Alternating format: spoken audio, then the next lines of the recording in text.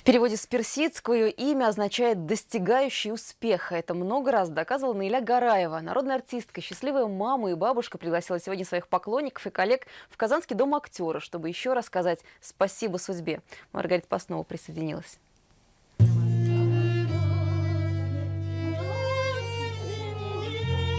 Пела, смеясь, что не знает слова, и уговаривала каждого попить чай. Так Наиля Гараева встречала гостей, а затем делилась картинками из детства на Подлужной. Одна лошадь только ходила, дядя Костя был этот ямщик.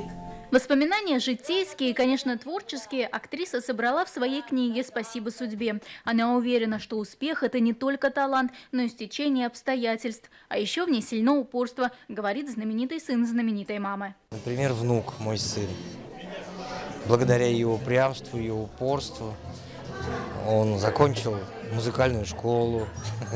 После достаточно долгого перерыва она его опять посадила за пианино, и он сейчас просто не отрывается. Сама в детстве играла на скрипке, ходила в студию хореографическую, оперную. Она большой талант, не любить ее невозможно, вторили друг другу коллеги. На приемном экзамене она в краску вогнала Бейбутова. Он и дал ей этюд. Крикни, там идет Гриша. И вдруг она закричала: «Гриша, Гриша!» Тогда начиналась Наиля Гараева. Потрясающий, талантливая девочка.